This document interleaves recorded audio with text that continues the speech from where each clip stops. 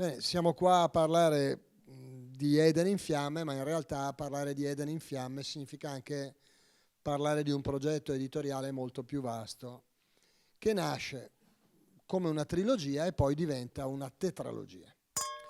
Gabriele, una ventina d'anni fa, come passa il tempo? Sì, e ti interrompo un attimo, non nasce come una trilogia, nasce come un romanzo. Le stelle danzanti, poi insomma lui mentre scrive poi dice potrei scrivere ancora, purtroppo ha questa cosa un po' ciclotimica, vabbè. E una ventina d'anni fa il nostro, che era un giovinetto in plume, ha dato alle stampe un romanzo che è rimasto un romanzo di riferimento di un certo ambiente politico e culturale, che si intitolava Io non scordo. Io mi ricordo benissimo la prima copertina di Io non scordo con il pancabestia crestato Giaco. Questo Giaco, incredibilmente, o forse molto credibilmente, ritorna 20 anni dopo come nipote del protagonista dei primi due romanzi della trilogia e come figlio del protagonista del terzo romanzo della trilogia. Perché questa trilogia in realtà contiene tutta una serie di elementi che riportano a varie saghe della letteratura, perché il parallelo che viene immediatamente a mente è quello con i Tre Moschettieri, 20 anni dopo il Visconte di Bragelonne, ma in realtà la trilogia delle Stelle Danzanti rinvia a tutta una serie di opere letterarie cicliche, chiamiamole così. Giaco, che è un pancabestia che per inseguito va a finire in un sotterraneo in Io non scordo, diventa quasi magicamente non voglio dire il protagonista, ma insomma colui che raccoglie il racconto del nonno nell'Eden in fiamme. Questo è il primo meccanismo straordinario di questa saga, cioè il fatto che è una saga che all'insaputa del suo autore è iniziata con un prequel che poi diventa un sequel. Con questo Io non scordo, che diventa un pezzo della saga, anche se non era nato per niente così. E la scrittura di Gabriele è una scrittura particolare davvero, perché i suoi romanzi possono essere letti come un unicum, cioè uno può prendere tranquillamente Le Stelle Danzanti e leggerle, così si concludono. È un romanzo che circolarmente si conclude, ma questo circolo riguarda anche il romanzo successivo e quello successivo ancora e addirittura quello precedente. Quindi devo dire che la genesi dell'opera è una genesi del tutto fuori del comune, perché del tutto fuori del comune è il modo di raccontare di Gabriele. Poi dopo vi appallerà lungamente sul suo modo di raccontare e su come interpreta lui la scrittura. Però quello che vi posso dire come prima cosa, visto che non voglio nemmeno spoilerarvi, visto che speriamo che li compriate questi libri, quello che vi posso dire è che è una lettura veramente densa, veramente piena e capace ancora di commuovere. È una scrittura vera, non è una scrittura di plastica. Noi purtroppo viviamo un'epoca in cui o i romanzi sono una produzione da ghostwriter che poi portano la firma di qualcuno e che danno quell'impressione un po' di cartongesso che ti dà il mangiare nei fast food, oppure sono dei romanzi che in qualche modo sono costruiti per mettere in luce processi cervellotici, psicosi, psicodrammi, o addirittura sono delle esibizioni di cultura, di sapienza scrittoria. Insomma, sono tutte delle operazioni estremamente cerebrali.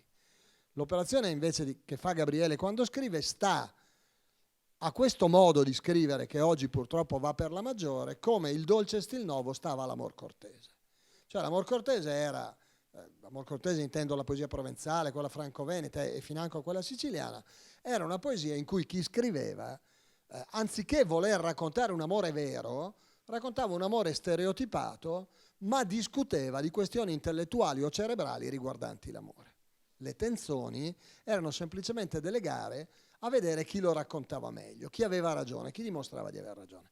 Arriva il dolce stil novo E Dante sintetizza la novità assoluta del dolce stil novo col famoso verso del Purgatorio: io mi sonunche quando amor mi ispira, noto, e dal modo che hai dita dentro vo significando. Ecco, la scrittura di Gabriele sta a questo tipo di narrativa plastificata esattamente allo stesso modo. Cioè Gabriele è uno che quando amor l'ispira, nota, e dal modo che hai dita dentro vo significando. Ne parlavamo giusto oggi pomeriggio. L'amore però, l'amore inteso in senso assolutamente ecumenico e a 360 gradi, è agapao, stergo e fileo, cioè i 3 tipi di amore. Quello che ti lega alla donna che ami, quello che ti lega agli amici che ami e quello che ti lega alla famiglia che ami. Per cui all'interno di questa tetralogia noi li troviamo tutti e 3.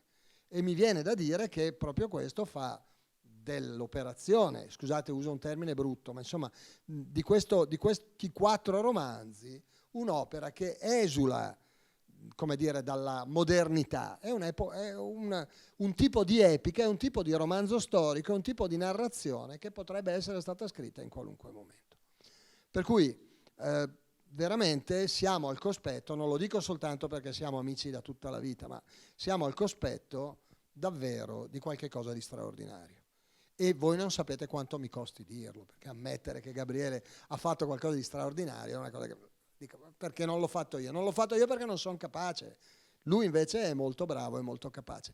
E la prima cosa che mi piacerebbe che vi raccontasse è il meccanismo, la fabula di questi 4 romanzi, cioè come questi 4 romanzi si collegano tra loro e qual è il trait d'union fra i 4 romanzi. Io lo so, però, insomma, lo so, parola grossa, però, prego. No, ce l'ho io.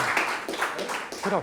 Ah, è vero. Io sono attrezzato. Buonasera, intanto grazie per l'invito a Domus Orobica e grazie a Marco per la compagnia. Come sono nati? Sono diversi.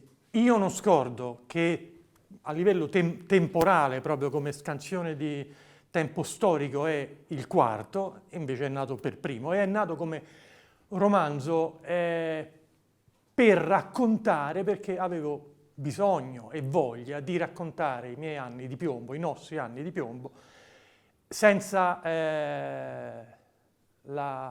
contro la vulgata che vuole tuttora, solite noi studenti allora fascisti, 20 contro 1, bombaroli, eccetera, da una parte, e dall'altra quello raccontato dai reduci in servizio permanente effettivo che enfatizzavano la grandiosità di noi stessi, un po' di quelli che hanno fatto politica e militanza negli anni di piombo.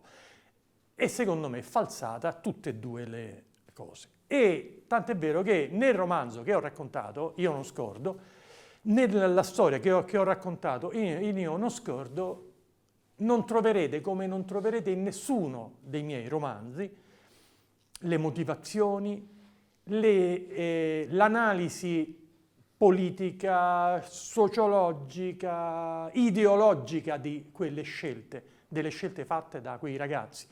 Nel caso di Io non scordo, di noi, e in quelli successivi, cioè Le Stelle danzanti, L'impresa fiumana, fino alla tua bellezza, Guerra civile spagnola, e Eden in fiamme, quello che soprattutto presentiamo stasera, che è Repubblica Sociale Italiana. Non ci trovate il perché, il per come, nelle ragioni, appunto, come dicevo, politiche, ideologiche o sociologiche. Trovate quei ragazzi che fecero quelle scelte nel momento in cui le facevano e nello sviluppo della loro storia durante quel periodo e quell'avventura. Perché quello di cui c'è bisogno è vedere le cose come stanno o come stavano, non qualcuno che ve le spiega. E quindi, come dicevo oggi a Marco, chiacchierando, l'impegno per i 3 romanzi della saga e non il prequel, che è un sequel in verità, che è Io non scordo, che è a parte, perché Io non scordo raccontava di noi, quindi io semplicemente ho dovuto inventare la storia e aprire delle finestre con dei flashback veri all'interno di quella storia, però erano personaggi eravamo noi, era facile non c'era bisogno di immedesimazione, di sforzo di immedesimazione. Negli altri tre, invece, si è trattato di entrare nella testa e nel cuore di ragazzi di quei periodi, che non erano miei periodi, chiaramente, dei ragazzi che Impresa Fiumana 1919 e 20, Guerra Civile Spagnola, l'anno del romanzo è il 37, Guerra Civile Italiana dal 43 al 45. E chiaramente io non li ho vissuti e quindi lo sforzo di immedesimazione è stato massimo.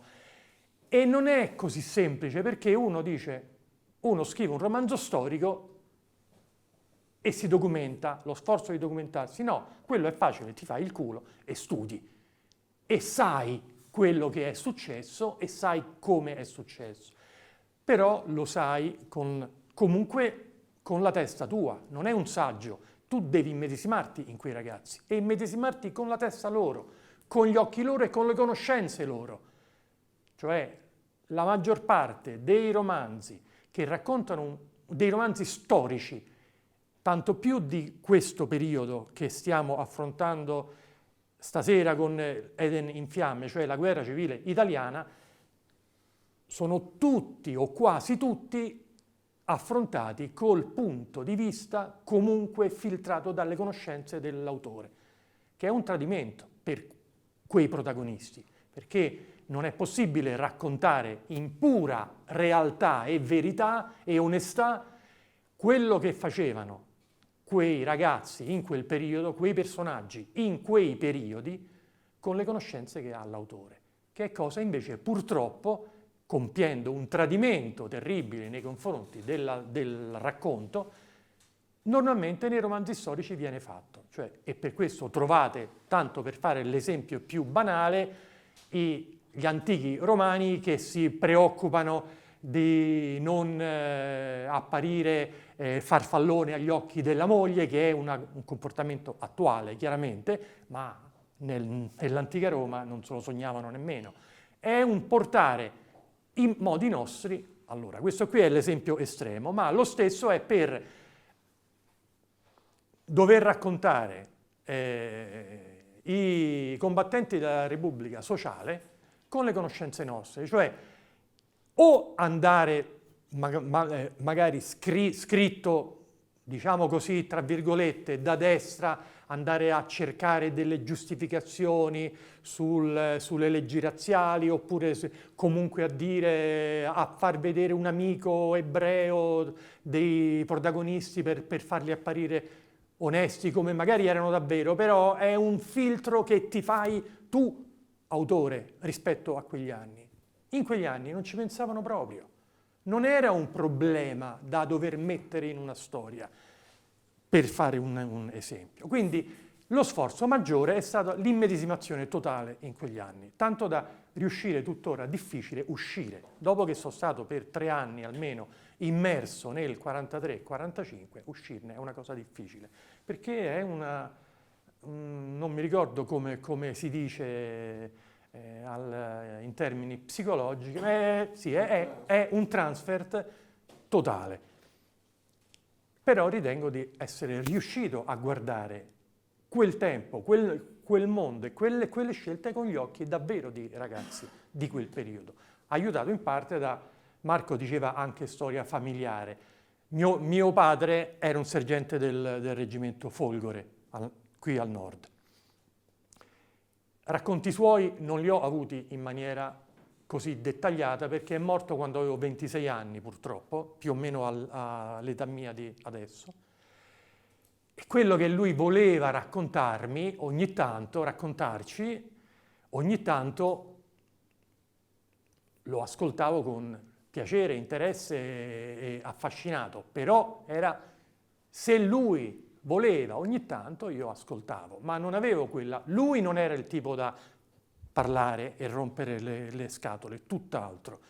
E d'altra parte io a 26 anni, prima ancora. Chiaramente non avevo né quella curiosità professionale di andare a guardare tutti i dettagli, ma che facevate, ma questo, ma che armi erano, ma quanto dormivate, ma quanto eravate svegli, gli spostamenti, tutto. Io adesso gli chiederei tutto. Che cosa hai fatto quando è finita la guerra? Lui è stato ferito all'inizio di aprile del 45 e era in ospedale quando è caduto tutto, quando è crollato tutto. Il primario gli ha detto vattene e lui si è dato alla macchia per qualche mese, poi è tornato. Tra l'altro poi è tornato a ottobre e ha trovato la cartolina rosa per partire militare, perché al nord non valeva la Repubblica Sociale, era uno Stato non riconosciuto, ha fatto 2 anni di leva di mare e ha fatto il somozzatore e ha sminato le mine dei porti di tutta Italia. Ma questa è un'altra storia. Però gli avrei chiesto tutto, ma non avevo né la curiosità professionale e passionale di chiederglielo, né la maturità di chiederglielo, né avevo la voglia di stare a perdere tempo a parlare approfonditamente di certe cose quando c'avevo la vita che c'ha qualunque studente intorno, con tutto quello che c'è da fare, soprattutto dopo il riflusso, dopo la fine degli anni di piombo. In quel periodo si pensava ancora a divertirsi assai. Però qualcosa mi è rimasto, soprattutto l'esempio, soprattutto quelle poche cose che mi aveva raccontato. Alcune cose sono andate a chiederle a amici che gli sono sopravvissuti, amici nel senso di camerati che hanno fatto la Folgore insieme a lui e che erano a Roma, quei 4-5 che sono rimasti amici fino alla morte. E qualcosa mi hanno raccontato anche loro. Tanto mi sono dovuto andare a documentare. Però l'immedesimazione a quel punto è stata più facile, conoscendo lo spirito anche con il quale mio padre mi raccontava quel periodo. E lo spirito che dovevano avere quei ragazzi. Un altro difetto dei romanzi su quel periodo è la cappa plumbea della tragedia che li accompagna. È finito in una tragedia, è finito in una vita drammatica per tantissimi.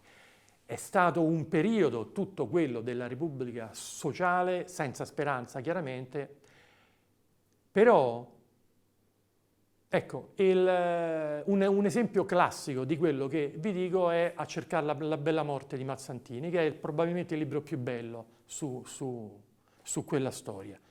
Solo che chi l'ha letto saprà che è tutto carico di questa tragedia, del peso di quel dolore. Ma perché? Perché Mazzantini, che pure era un ragazzo, un protagonista, un soldato della Repubblica, ha scritto il romanzo decenni dopo, elaborando tutto quello che era accaduto, vivendo tutto il dopo, conoscendo tutto il dramma della fine e del dopo. E quindi tutto il libro è carico di quella sensazione, di quella cappa plumbea del dolore. Ma quei ragazzi, mentre stavano lì, non vivevano in quella maniera. Signori miei, avevano 20 anni e a 20 anni io vado e sti cazzi e so che muoio, ma sto insieme agli amici miei, ai camerati miei e ci divertiamo e ci muoiono accanto e li piangiamo. Il giorno dopo andiamo a divertirci comunque, anche a nome loro, e ridiamo come matti, anche in faccia alla morte, ma non per dire. E lo spirito era quello di ragazzi che dovevano andare, andavano, volevano andare, andavano, vivendo tragedie indicibili, e nel romanzo ci sono delle tragedie terribili perché così era, ma lo spirito non era quello che troppo spesso si racconta della cappa plumbea. Tanto è vero che la canzone, e tutti questo lo riconoscono, anche se poi continuano a raccontare nella cappa, con la cappa di cui parlavo, la canzone più rappresentativa della Repubblica Sociale E le donne non ci vogliono più bene, che il titolo poi è Canzone strafottente, non a caso, che è una canzone strafottente, il senso era questo. Lo spirito era questo. E quei ragazzi non fecero la scelta, anche chi aveva la consapevolezza politica, ideologica o quello che volete di coscienza personale e di scelta anche politica personale. Ma non era questo. La scelta fu una scelta normalissima, naturalissima, elementare. Sarebbe stato, cioè, quella era la scelta da fare. Cioè loro, davanti al tradimento dell'8 settembre, che vivevano come un tradimento, perché era ovvio, cresciuti nell'insegnamento della lealtà, dell'onore, della patria, del mantenimento della parola data, per loro passare a combattere contro i tedeschi, gli alleati, sarebbe stato non un errore politico, ideologico, quello che volete, sarebbe stato un sacrilegio. E lo spirito loro non è questo era, la scelta soprattutto, era questa. A prescindere dalla convinzione della guerra del sangue contro l'oro, poi della consapevolezza acquisita, tutto quello che volete. Ma la cosa fondamentale che mosse la scelta di quei ragazzi è che non c'era niente da muovere, era una vita normale, era questo e basta. Non farlo appariva loro come un sacrilegio. Gli adulti gli dicevano di non è il momento, oppure addirittura rinnegavano completamente quello che gli avevano insegnato fino a poco prima. Come dicevo, sti cazzi, me ne frego, vado, io parto perché è così, è giusto così, morirò, può essere. Nemmeno è questione di accercare la bella morte, che è una poetizzazione, perché poi questo era. Però, ma chi ci pensava? Dovevano partire e partivano, con entusiasmo e con gioia, con coraggio inimmaginabile da noi, indubbiamente, con due palle così, con un fegato, con un cuore grosso così. Però, senza enfasi, era così e basta, e con spensieratezza, e si divertivano, perché a 20 anni fai così. Nel piccolissimo, negli anni di piombo,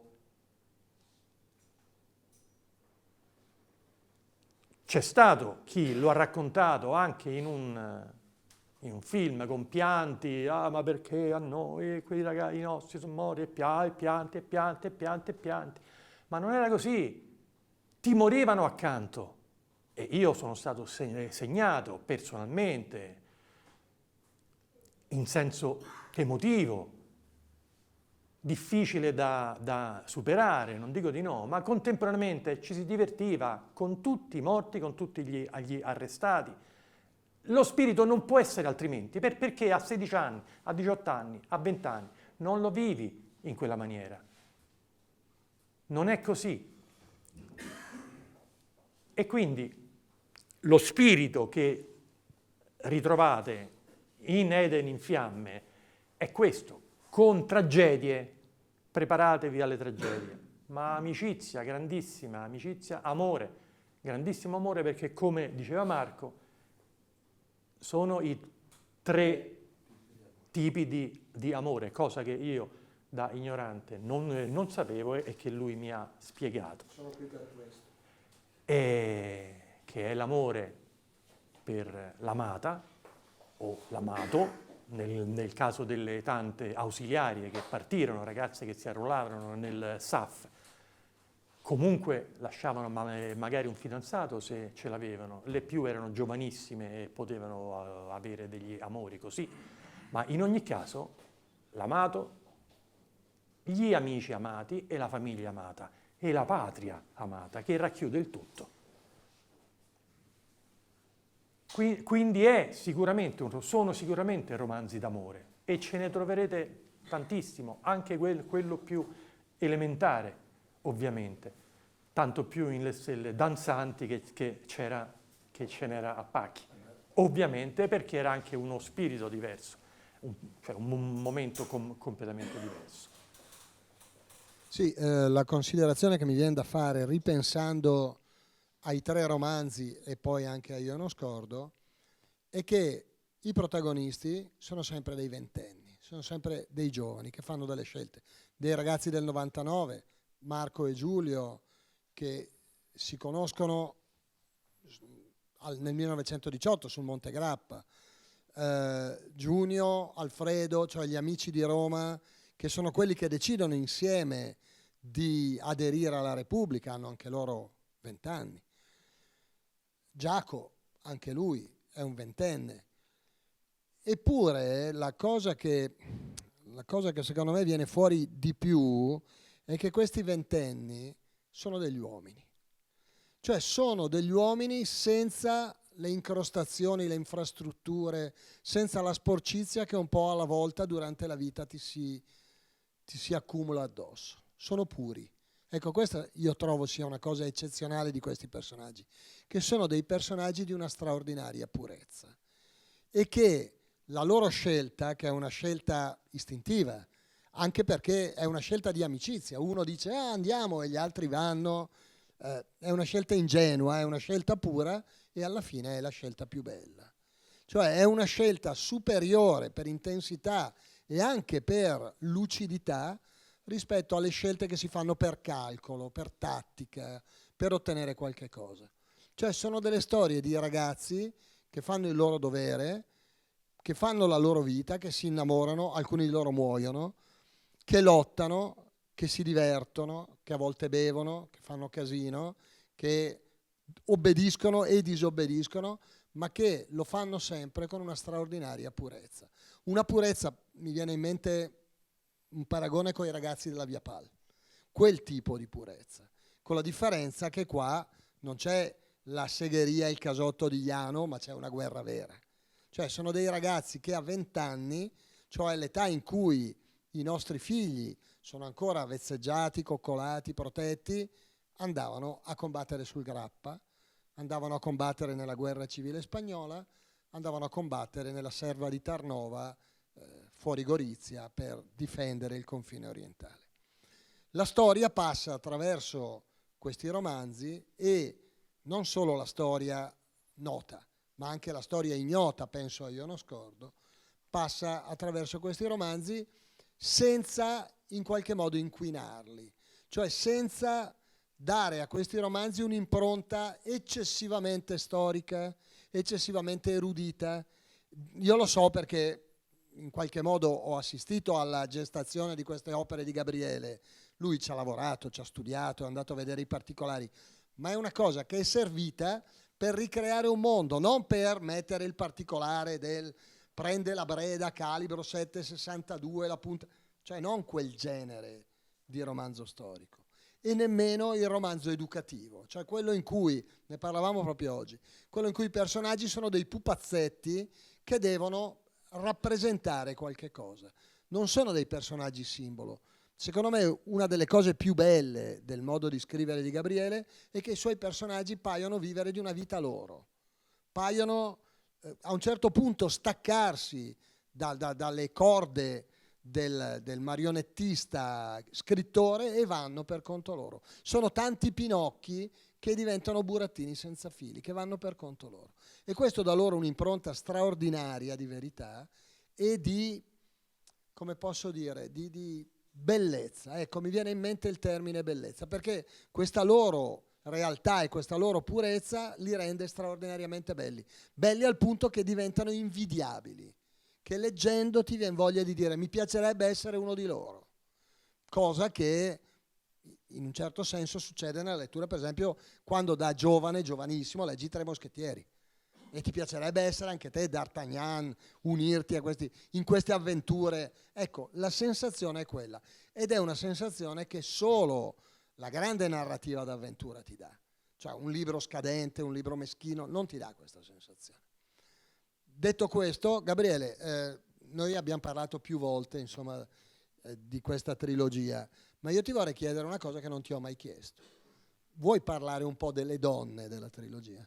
Le donne sono ovviamente una parte importantissima della nostra vita, sia quelle che incontri da ragazzo, sia quelle che incontri nella maturità, accompagnano, sono fondamentali, e per una donna, un uomo, alla stessa maniera. Io parlo da uomo e dico una donna, ma insomma, l'altro da te. E nei romanzi miei, che devo dire, ce ne sono tante e sono importantissime. In quest'ultimo c'è una donna e una ragazza in particolare che ha un ruolo salvifico in senso interiore, non in senso tecnico, perché è lei ad essere salvata in verità. Ma salva, c'è l'amore che salva. Nella tragedia della fine e nelle tragedie per arrivare a quella fine, alla fine c'è l'amore che salva, e è una cosa che mi sono trovato a raccontare, e dico mi sono trovato perché era una cosa che non era prevista. Io non scrivo una trama, come diceva Marco, il modo di scrivere. Io so più o meno dove voglio andare a parare. Ho dei personaggi, creo dei personaggi chiaramente, e si dovranno muovere in una certa maniera fino a un certo punto, fino a una fine che io più o meno conosco. Sapevo che la Repubblica Sociale avrebbe perso la guerra, ma non sapevo loro come sarebbero finiti e dove. E sono andato insieme a loro, e così con le stelle danzanti c'erano questi personaggi che avevo creato, questo Romano e questo Bergamasco, che si erano conosciuti, erano arditi nella prima guerra sul Monte Grappa, sul Col Moschin, e poi ognuno per sé, ognuno nella sua città, avevano vissuto la frustrazione del reduce tornato, quindi dell'antimilitarismo, eccetera. E questo io lo sapevo che sarebbe accaduto e lo volevo raccontare così, ma come poi si sarebbero ritrovati a Fiume era un'incognita, e quello che poi avrebbero fatto a Fiume era un'incognita. Io conosco perfettamente la storia dell'impresa fiumana e quello che accadeva e chi c'era e come accadeva. Quindi io conoscevo quel mondo, loro sono arrivati lì, e quello che è successo è dipeso da quello che si sono trovati davanti, dalla storia come si svolgeva e dal loro intervento nella storia. Quindi quello che accadeva, come diceva Marco, è stata una scoperta anche per me. In tanti momenti, quando scrivi in questa maniera, cioè lasciando andare i personaggi con la vita loro e con la personalità loro, alla fine ti ritrovi a perderteli pure per strada, cioè ti muoiono. Stai scrivendo una scena che avevi magari immaginato in una maniera, e invece uno muore e tu non te l'aspettavi, perché è così che accade. Non è un'esagerazione né una cosa magica o sciamanica.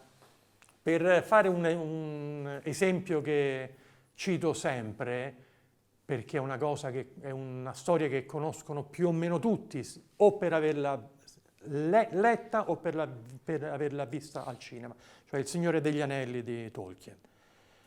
Sapete chi è Aragorn?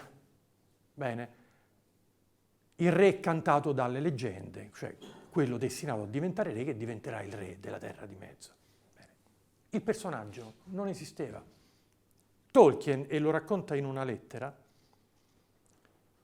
stava scrivendo degli hobbit che dopo la fuga dai Cavalieri Neri, uscita dal Bosco Atro, Tom Bombadil, eccetera, arrivano finalmente alla locanda del Puleto Impennato a Brea, dove dovrebbero trovare Gandalf per lasciargli finalmente l'impegno, l'anello, e cioè loro hanno risolto tutto. Erano spaventatissimi perché non sono tipi avventurosi, sono piccoli, scappano da cavalieri neri, sono una cosa terrificante, finalmente arrivano al Pulito Impennato dove c'è Gandalf e Gandalf non c'è, non lo vedono da mesi e quindi sono terrorizzati. Adesso che succede? E Tolkien racconta in questa lettera, per aumentare l'atmosfera di inquietudine, la paura di questi qui, inizia a descrivere la scena con personaggi loschi, qualcuno che li guarda e seduto davanti a un camino un uomo alto, intabarrato in un mantello, col cappuccio calato, che fuma la pipa e li guarda fisso. Lui lo ha descritto semplicemente per aumentare l'inquietudine della scena, ma gli è venuto talmente bene, cioè quando ha finito di descriverlo, ha detto, e questo mo chi è? Non ha detto mo, perché era di Oxford, però il senso è questo. E adesso questo chi è? E questo è diventato Gandalf, il re cantato dalle leggende, perno. Sì, Aragorn, il re cantato dalle leggende. E lui non se l'aspettava minimamente. Ma quando scrivi in questa maniera succede così. E se stupisce e sbalordisce e emoziona te che stai scrivendo, perché hai lasciato che succedesse in questa maniera, tanto più dovrebbe accadere a chi sta leggendo. E questa è la magia del racconto. Se scrivi cioè guidando i personaggi dalla A alla Z, scrivendo una trama dettagliatissima, tu sai già che quelli faranno questo in maniera razionale. Ci arrivi con talento, può essere bello comunque il romanzo perché hai talento, come Lewis che scrive le cronache di Narnia, che sono l'amico di Tolkien, che sono un bel romanzo, ma non sono un mondo indimenticabile, non sono un capolavoro assoluto della letteratura mondiale, perché lui scriveva per educare, in maniera didascalica, cioè i personaggi suoi dovevano servire a dire qualcosa, a far vedere qualcosa e il romanzo a educare. Tolkien no, Tolkien scriveva perché gli piaceva. Io queste storie qui le ho scritte perché mi piaceva.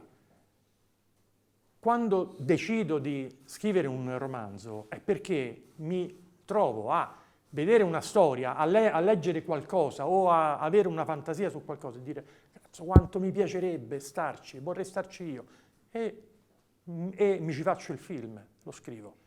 Questa è la prima mossa. Poi se dopo che lo hai scritto e chiaramente ci metti quello che hai dentro, tutto il tuo portato, anche politico, ma non deve essere decisivo per la scrittura. Poi è chiaro che quello che traspare, se è frutto di un'interiorità che ha assimilato quei valori, è chiaro che poi traspaiono anche nella lettura e possono essere casomai di insegnamento. Sì, un'altra cosa che si collega forse in parte a quello che ha detto adesso Gabriele è il fatto che in maniera forse inavvertita, ma all'interno della trilogia, in particolar modo all'interno di Eden in Fiamme, vengono fuori dei meccanismi narrativi che appartengono a quella che normalmente viene considerata letteratura alta. Io mi ricordo un nostro comune caro amico che è Gianfranco De Turris, che usava dire non esiste una letteratura di serie A, di serie B, esistono scrittori di serie A e scrittori di serie B.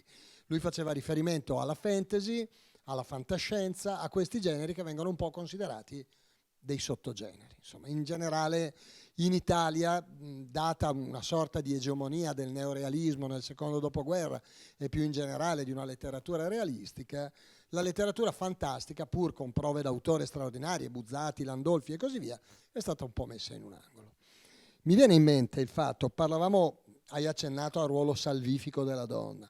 A me viene in mente, per esempio, la conclusione dell'ultimo romanzo del verismo italiano. È stato pubblicato nel 27 dopo la morte dell'autore, che era Federico De Roberto, un grandissimo scrittore che è rimasto molto in secondo piano per molto tempo, finché un saggio di uno studioso che si chiama Madrignani in qualche modo ha cominciato a restituirgli la grandezza che meritava. In questo romanzo, che si chiama L'Imperio, che è un romanzo non del tutto completato, ma la cui fine è stata scritta, il protagonista, che si chiama Ranaldi, è un protagonista eroico in qualche modo, ma è un protagonista che si è perso la fase eroica del Risorgimento e che cerca di vivere il suo ruolo eroico da giornalista politico a Roma.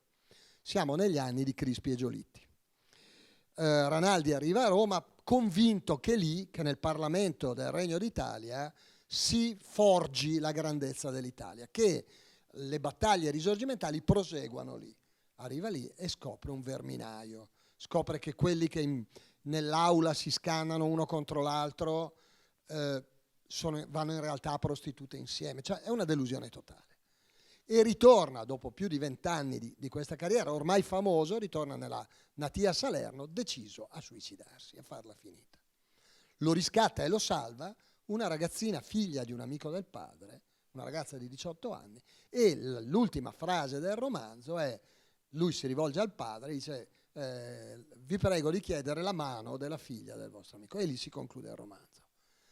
E questo mi fa pensare che l'esperienza verista iniziata alla metà degli anni 70 e siamo nel 1927, quindi ben oltre i termini cronologici del verismo, arrivi a dire, beh, in fondo è l'amore che ci salverà.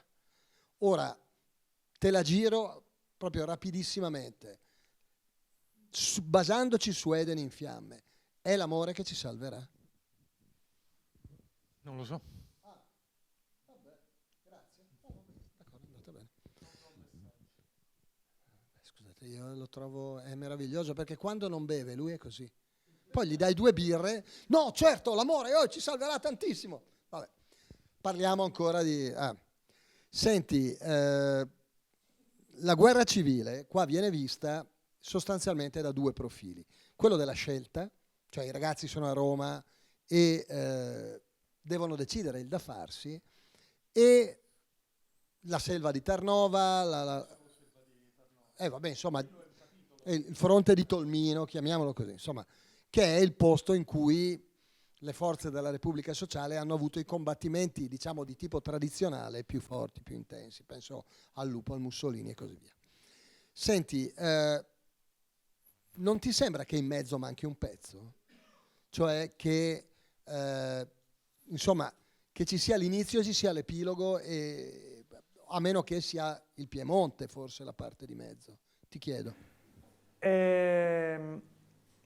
No, perché la storia che ho raccontato, ripeto, il punto di vista è quello dei protagonisti. I protagonisti si arruolano nel primo corso della Guardia allievi ufficiali della Guardia Nazionale Repubblicana a Orvieto. Ora loro devono studiare e fare addestramento per 1 anno. No, partono a marzo e finisce a settembre del 44. Quindi tutto quello che accade intorno come battaglie, anche Nettuno, battaglia grandiosa di Nettuno e terribile, loro non la vivono, la linea gotica la attraversano e continuano a studiare, perché questo è quello che stavano facendo. E quindi io, siccome non racconto la storia, ma racconto la loro, è chiaro che quello non avviene. Se hai sentito che mancava qualcosa... No, te lo chiedo. No, io ho seguito loro. E loro hanno fatto da Orvieto a Como, da Como poi alla fine sono andati alla scuola di parautismo a Tradate, e da Tradate a Cirie. Da Cirie poi sono chiamati, questo è nella linea del romanzo, a salvare 2 ragazze in fuga dai partigiani slavi di Tito, che scappano dalla zona di Fiume, e loro devono andare a prenderle vicino Gorizia. E lì si trovano in quella situazione che diceva Marco, del fronte orientale, che è stato un tipo di guerra particolarissima, quotidiana e più tradizionale, non di massa, di grandi masse di scontri, di grandi armi, ma al massimo cannoni, e non di grosso calibro, che è durata 1 anno e mezzo, che è stata una guerra a parte rispetto alla guerra che si è combattuta sui fronti principali, da quelli nella penisola, quindi l'ultimo, la linea gotica, o sul Moncenisio contro i francesi, eccetera. Lì è successa qualcosa che viene raccontato poco e niente. L'unica cosa che molti di noi conoscono è la battaglia di Tarnova, perché c'è il mito della 10ª, che giustamente ha combattuto nella battaglia di Tarnova, perdendo il 70% dei combattenti a Tarnova, alla selva di Tarnova, contro il Nono Corpus. E quello è stato un episodio eroico, sicuramente, ma è stato un episodio durato 1 mese e mezzo, più o meno, a fronte di 1 anno e mezzo in cui i bersaglieri di Mussolini, schierati lungo quel fronte, hanno retto l'urlo di tutto il Nono Corpus titino. Chi erano i bersaglieri di Mussolini? I bersaglieri di Mussolini era un corpo, si dice corpo militarmente? Un reparto, nato nel 1944 a Verona, con 600 effettivi, quasi tutti volontari, quasi tutti giovanissimi, che vennero mandati a presidiare una linea che andava da Santa Lucia di Sonzo, nella valle dell'Isonzo e del Baccia, una linea ferroviaria, fino a Tolmino. Erano una ventina di chilometri pressappoco, con lungo questi chilometri di ferrovia una serie di caselli ferroviari e stazioncine ferroviarie, perché dovevano garantire l'agibilità importante strategicamente di quel tratto ferroviario, che i treni passassero tranquillamente. Ma dopo poco divenne una linea di fronte effettiva, cioè loro si fortificarono queste stazioncine e questi caselli e si misero lì e non se ne andarono più, scontrandosi col Nono Corpus continuamente, in piccoli gruppi, tra l'altro, in 10 in un casello, in 20 in un altro, in 50 in un altro, distanti qualche chilometro uno dall'altro, che si andavano a soccorrere, ma erano da soli lì, in ogni punto. Nell'estate del 44, e l'epilogo del grande sforzo del Nono Corpus è a Tarnova, non la fine, perché poi continuò fino alla fine della guerra, ma lo sforzo maggiore fu nell'estate del 44, in cui i comunisti slavi si erano convinti che la guerra stava per finire e quindi portarono tutto il Nono Corpus insieme alla Brigata Garibaldi Natisone e alla Brigata Garibaldi Trieste, cioè italiane, a combattere per sfondare il muro di questa linea da Santa Lucia di Sonzo, lungo la valle dell'Isonzo e del Baccia, per arrivare fino a Trieste, il più in fretta possibile. Quindi 6.000 uomini, mi sembra, o poco più, o molto più, non me lo ricordo, migliaia, minimo 6.000, ma c'è scritto nel romanzo di quanti erano, contro 600 bersaglieri di Mussolini distribuiti lì. E questi non sono passati mai, non sono mai riusciti a passare. Mesi e mesi di sforzo titanico, oltretutto con armamenti modernissimi, aviolanciati, aviolancia il battaglione, aviolanciati dagli anglo-americani agli slavi del Nono Corpus, ma questi non sono riusciti a passare in nessuna maniera. E quando alla fine della guerra tutto era perduto, tutto era crollato, i bersaglieri di Mussolini erano ancora lì. Erano su quella linea, su quel fronte, il 29 aprile ancora, dove tutto era crollato e loro non avevano avuto l'ordine di ritirata. Sono passati è passato un convoglio di tedeschi e gli hanno detto: che state a fare ancora qua? È finito tutto. Il maggiore, che era al comando, che era rimasto al comando, gli ha detto: noi non abbiamo avuto ordine e quindi restiamo qua. A quel punto il colonnello tedesco gli ha detto: accetti un ordine da un superiore anche se non è italiano, e questi alla fine hanno accettato. Ciò non toglie, ora non vi faccio la storia, questi non sono riusciti a arrendersi agli americani, stavano andando fino a Udine perché Udine è stata occupata dagli americani, ma sono stati circondati dagli slavi che gli hanno garantito il lasciapassare per i soldati e una giusta prigionia secondo le convenzioni di Ginevra per ufficiali e sottufficiali, e loro, anche se non si fidavano, però hanno accettato per non sacrificare i soldati.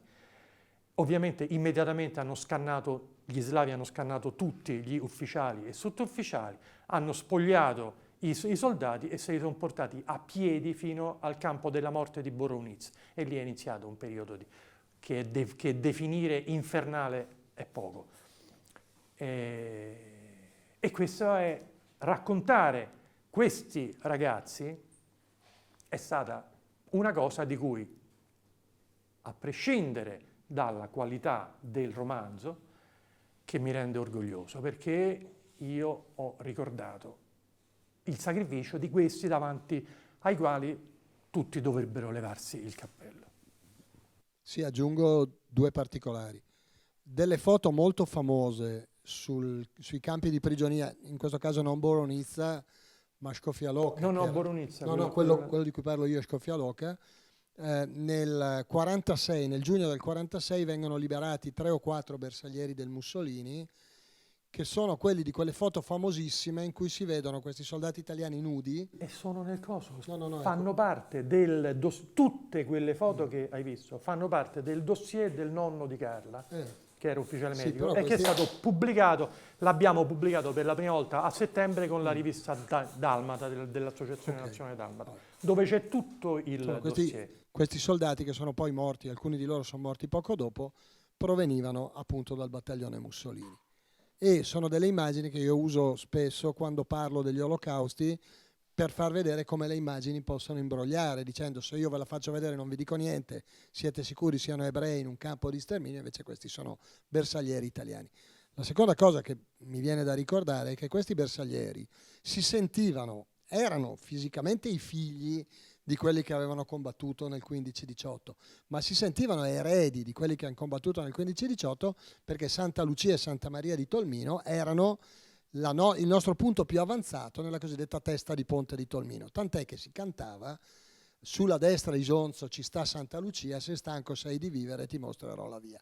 Per cui questi ragazzi non si sentivano soltanto, come dire, italiani, fascisti, difensori della patria, ma si sentivano anche portatori di un retaggio familiare importante. Volevano essere degni dei loro genitori che lì avevano combattuto 20 anni prima, insomma 25 anni prima. Per cui, insomma, la scelta di Santa Lucia di Tolmino non è una scelta casuale, ecco. Tra l'altro, devo dire una cosa, che la descrizione del combattimento, quello in cui muore Alfredo, mi pare, la descrizione del combattimento... Spoiler! Scusate, non l'ho detto, è una descrizione estremamente verosimile di un combattimento a distanza ravvicinata. Infatti mi sembra strano che un Fante parli così di queste cose, di solito no, e dimostra l'accuratezza con cui Gabriele davvero si è preparato e ha studiato queste cose. E il bello è che non viene fuori, cioè non viene fuori esibito, viene fuori, lo capisci appunto leggendo. Ti posso fare una domanda sulla gestazione tecnica di questi libri? Gestazione tecnica? Gestazione tecnica in che senso? No, nel senso, che genere di fonti sei andato a cercare, le difficoltà che puoi aver avuto? Le fonti, innanzitutto archivio storico dell'esercito, soprattutto dirette, assolutamente. Archivio storico dell'esercito per prima cosa, poi ovviamente tutti i manuali possibili e immaginabili, gli archivi storici delle associazioni Dharma. Per primo sono stato a Torino per quest'ultimo, per Eden in fiamme, all'archivio storico all'Istoreto, l'Istituto Storico della Resistenza nel Piemonte, e mi sono letto tutti i rapporti militari quotidiani delle bande partigiane del Piemonte. le cazzate che c'erano scritte inenarrabili, però mi è servito per capirli. E poi appunto fonti dirette soprattutto, poi fonti storiche di saggistica e manualistica. Non romanzi, ho sospeso la lettura dei romanzi, anche se qualcuno ne aveva letto prima, per non... Ma cos'è che ti è costato più fatica?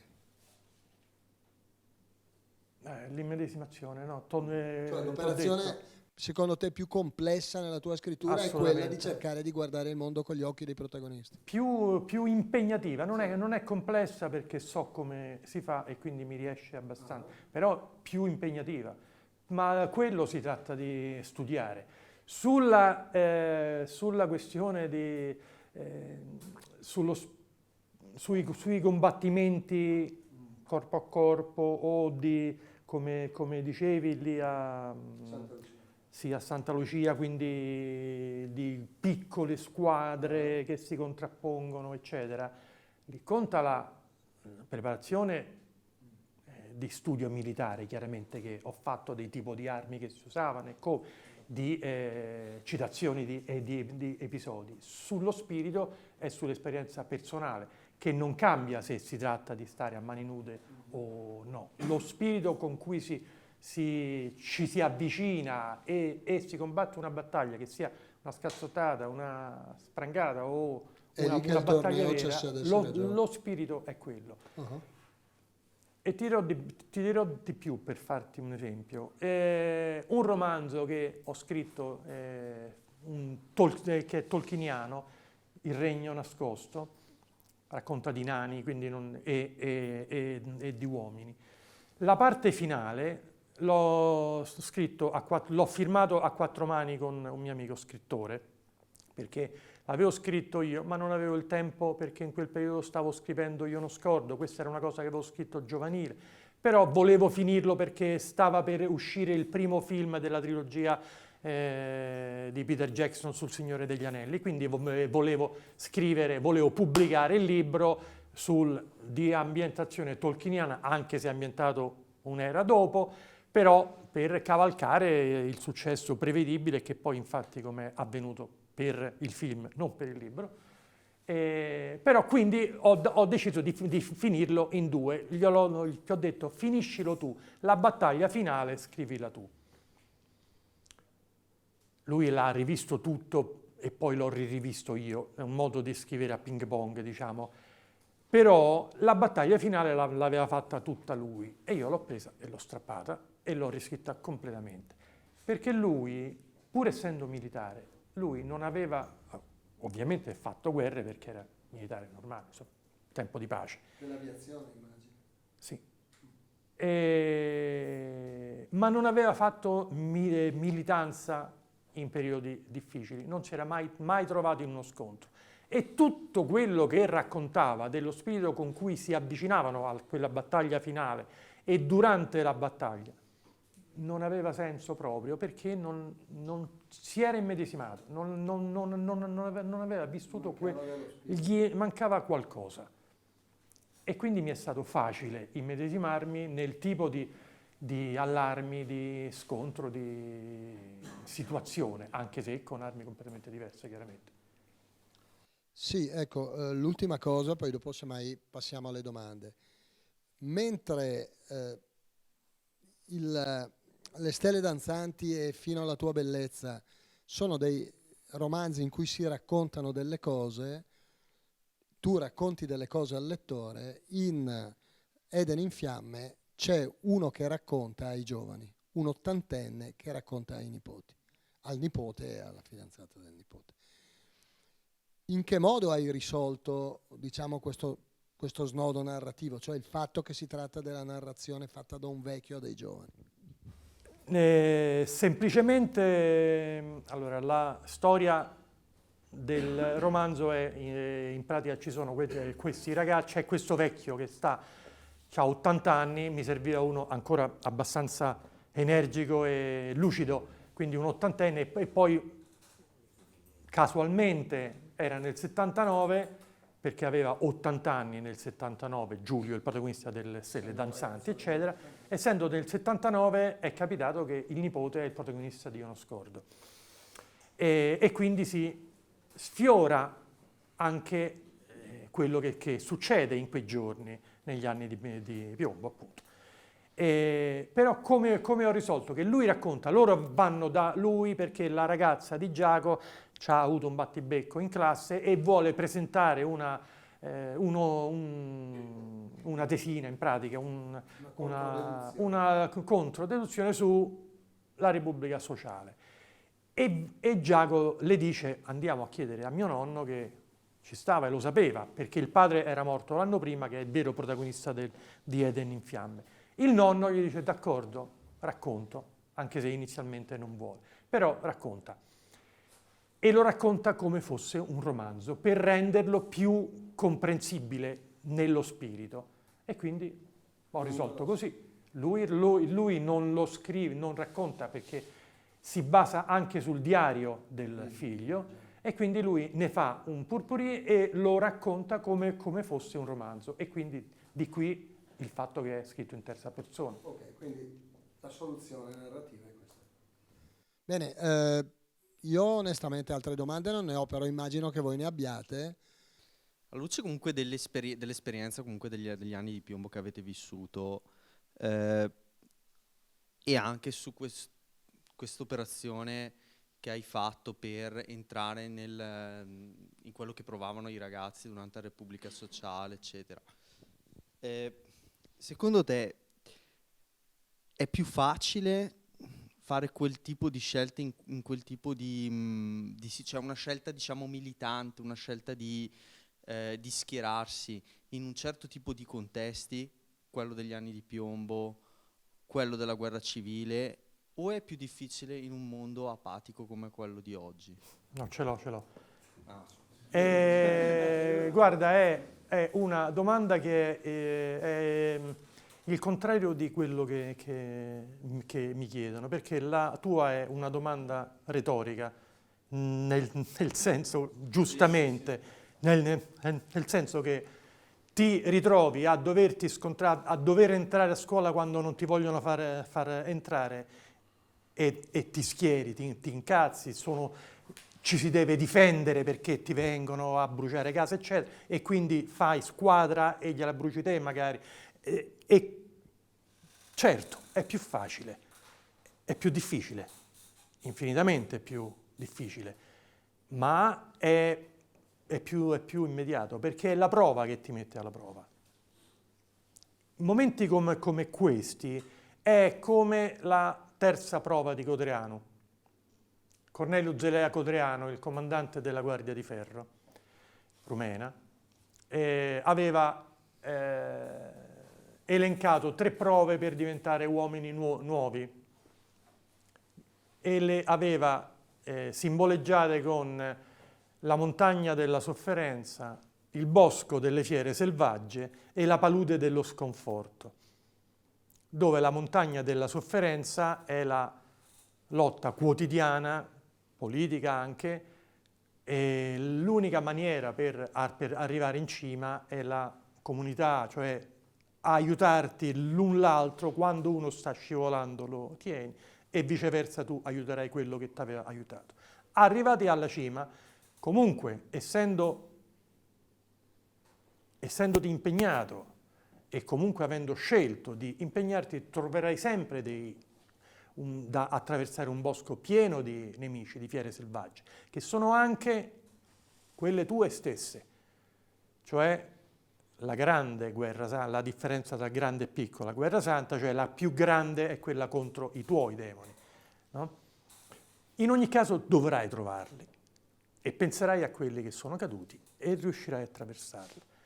E questo accade nel momento del più difficile, cioè della guerra, della militanza in periodi difficilissimi, ma la prova più difficile, dice Codreanu, è la palude dello sconforto, quando tutto appare inutile, quando tutto è una palude nebbiosa, ti sembra tutto brutto, e magari è tutto brutto e schifoso. Lì a quel punto i cuori più deboli mollano. E quello è il momento più difficile. E superato quello sarai davvero un uomo nuovo. Questo momento qui è quello che più si può, questo che citi tu, è quello che più si può avvicinare alla palude dello sconforto di cui parlava Codreanu.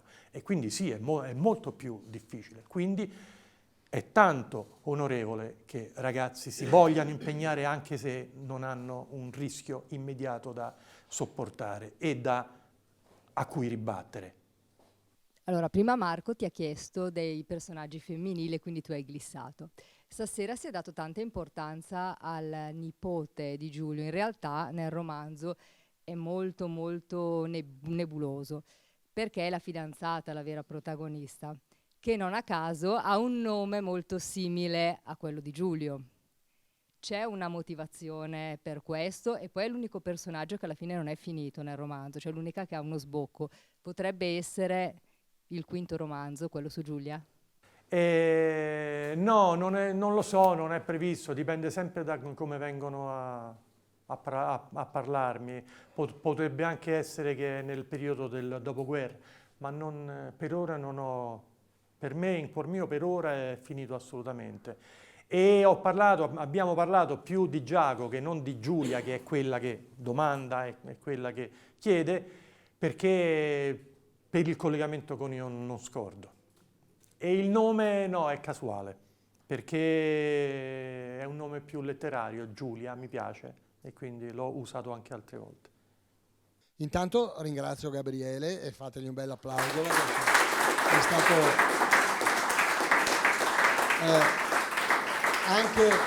anche preventivamente per quelli che poi leggeranno il romanzo e non potranno ringraziarlo di persona, lo possono ringraziare già ora per il piacere che vi darà questo. No, preventivamente no, è una cosa che avrei detto poi, ma lui mi ha dato il gancio. Importantissimo, l'unica maniera per diffondere il passaparola, se lo leggerete e se vi sarà piaciuto, vi chiedo di partecipare della diffusione di questo tipo di cose, postando, a parte il passaparola chiaramente, consigliarlo, ma postando sui social con fotografie e possibilmente taggandomi, così vi ricondivido. È l'unica maniera per fare rete.